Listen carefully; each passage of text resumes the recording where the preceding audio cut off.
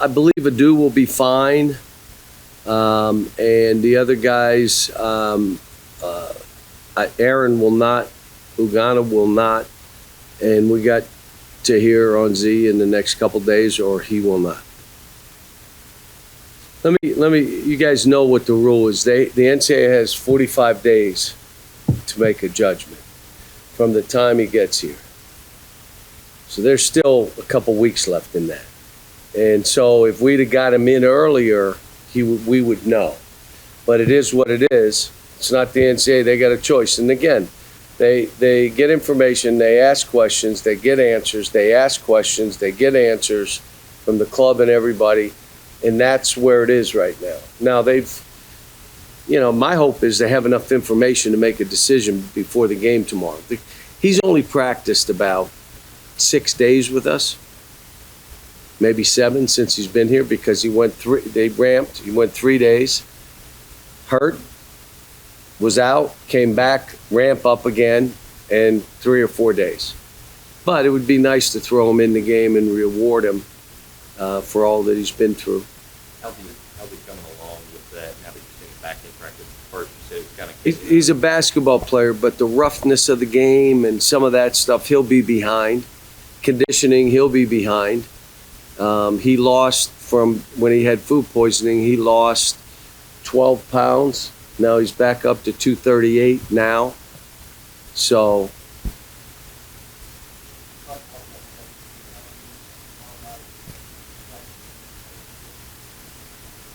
yeah. I mean, first of all, Kansas is the #1 team in the country and should be. They're not going to beat themselves. They play hard. They're very aggressive. They'll play fast when they can. This is one of Bill's, the kind of team where he's going inside. So they're going high-low stuff and short roll stuff on pick and rolls and get the ball to the middle of the court and go. And then they shoot it and go get it. They're really good. They're a veteran team, the older players. And we got young guys. We don't know how they'll respond. I'm hoping they respond. Sometimes they're so young, they don't know.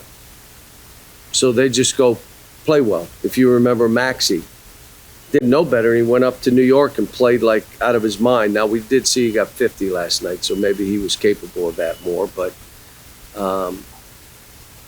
so I don't know what to expect. We're just trying to prepare. We're not changing a whole lot. This is who we are. Let's figure it out.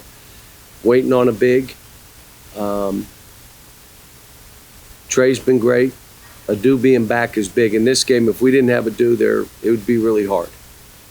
It'd be really hard. With Aaron, when he does get back to practice, I mean, what's a real expectation of him being able to actually play in a game after that? I have no idea until I get him back and he's on the court. I'd be guessing.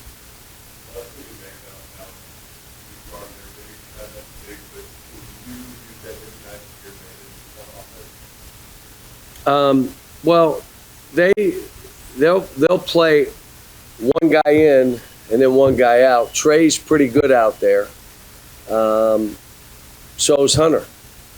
I mean, he's pretty good out there. So they do a lot of flip screens and different things with him out so they can short roll him and throw it. You know, they do some side stuff where they look to lob to him. In our case would be, all right, what do we put them in to bring people out? Like maybe all 5 out, including the 4-man. But I told the staff, we're not changing. We got young guys. Go play loose and free and have fun, and let's see who we are right now.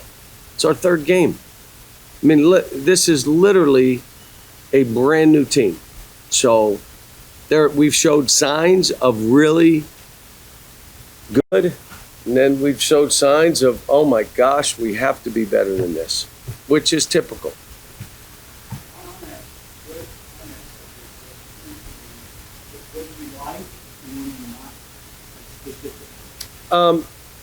Well, we had to start being more physical, and we did. And early on, I was saying, this is who we are, you're going to have trouble winning games. So we're more physical.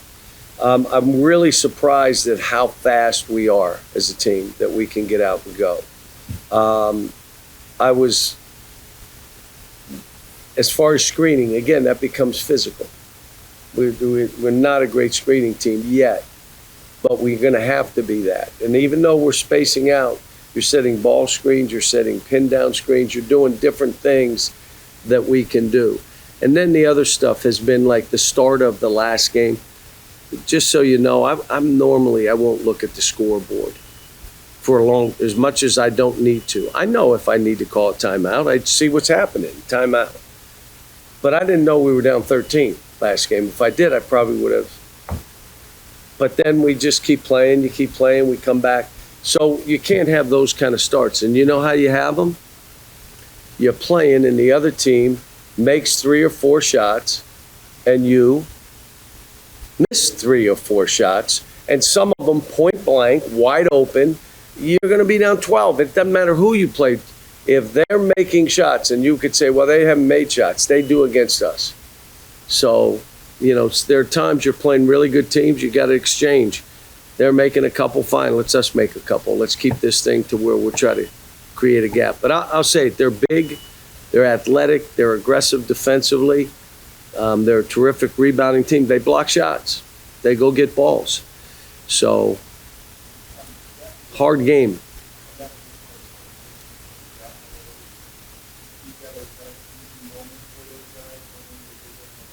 I showed them because I said I didn't realize it was that bad. So I showed them the first 5 minutes. Now, if I remember right, I called a timeout in that start. Like, okay, no. I didn't need to look at a scoreboard. I could tell you what was going on. And to be honest, I'm trying to tell them, don't look at the scoreboard. We'll know. Let us do the coaching, you do the playing. So, this is a group that's skilled, passing, dribbling, shooting.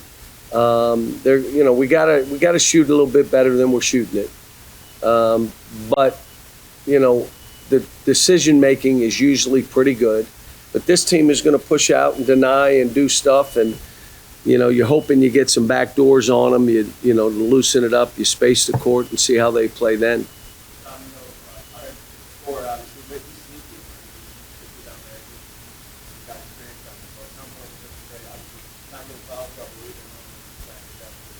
Yeah, it's not a touchdown.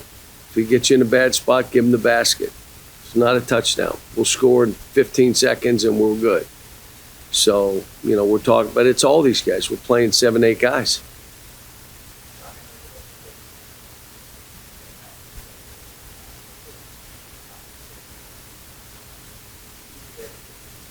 Yeah, they're both signed. We got some other stuff in the works, but those are 2 that are signed. So, Sumpto's made unbelievable strides. He is a dominating, he's one of those bigs. There's just not many of them anymore, which rim run, blocking shots, big rebounder, getting better offensively. But he's more of the older school, but he's so strong and so big and blocking shots and rebounding. He's kind of like a unicorn that way. And then you got Boogie. Guys want to play with him. He's one of those point guards that makes everybody better. He can score it. He's a good shooter. He finds people. And what I've seen, there are times that he's off the charts. Like he'll go to these events and all-star stuff and end up being the best player in the court. And my thing is, why isn't that you all the time? You come here, that's our challenge. How do we get you every practice, every game? And when I say to you, it's that motor. It's not making shots. It's not that you don't ever turn it over, but you play at a pace and an intensity level. When he's as good as there is. So.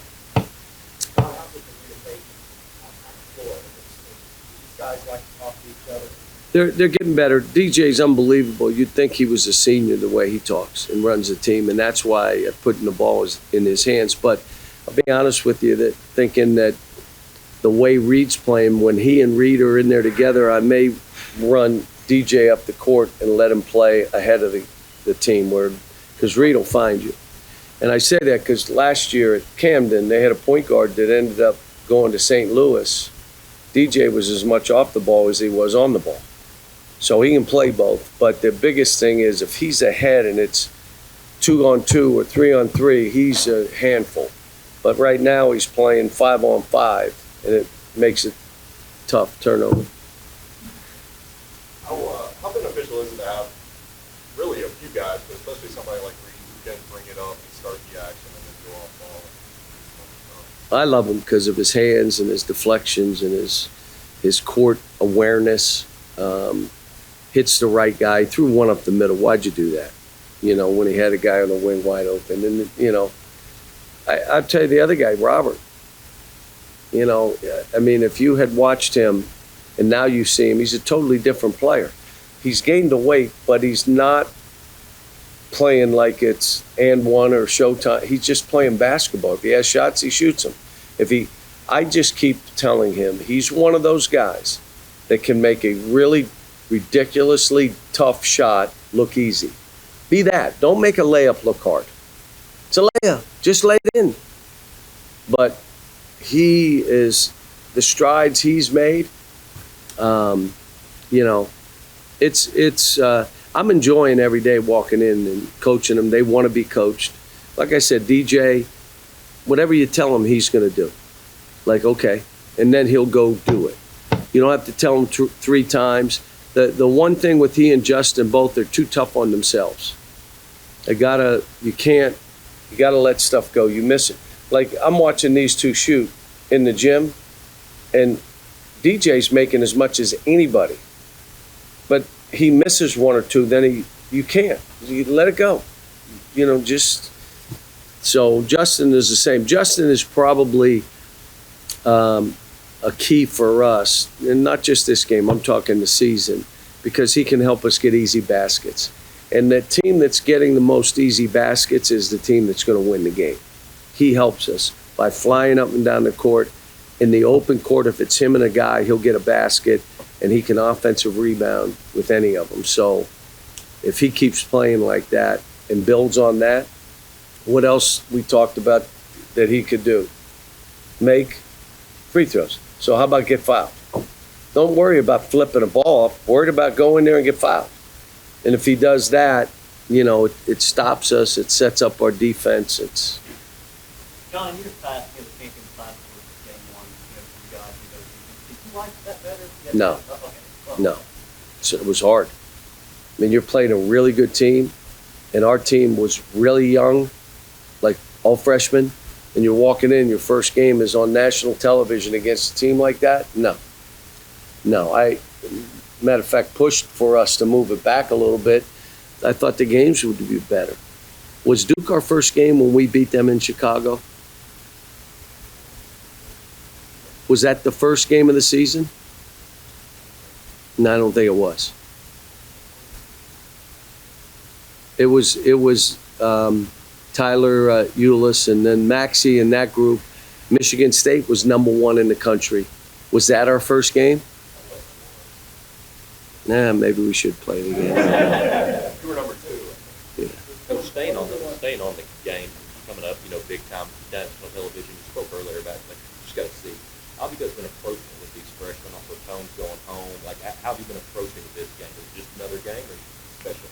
No, you're saying that, you know, there's a difference between like playing hard and being a dog. The dog beats a guy to balls. He's the first one to the floor. He's helping his teammate. He's talking. He's physical. He's going to block out every time. He's looking for a body, not running from a body. That's a dog. We're going to find out who the dogs are on this team. And my thing to him is play free and loose. You're going to make mistakes, so what? We're at our best when we fly. Okay, then what do we have to do to be able to fly? You better defend and make it a tough shot. You better rebound. If you can get in gaps and steal balls, that's fine. But those other two got to be a must.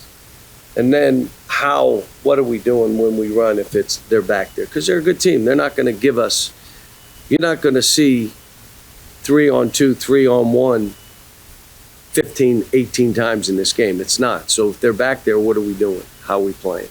Trying to make it clear and kind of simple, to be honest with you. Now, with Hunter, he was really blunt, especially after the recruitment of Donnie Miles and such. Did that change your vision one way or the other on the transfer portal guys in general? Or No. is that still a non-starter? No, I mean, it's, every recruitment is different, It's kind of like Europe right now. You're going in, and NIL in the United States has some of these guys, and the European kid, you know what I'm saying? It's kind of like, what is going on here? And so if it really is important to some guys, then it's really important. But this is what we are and how we do it here. So, and it never got to that with Hunter. He never came at me with, you got to do this and that you've got. If he had done that, then I probably would have, walked. But he never did that. That's not what he did. And I know how good he is. But let's see how good we are. I mean, you're playing the #1 team in the country.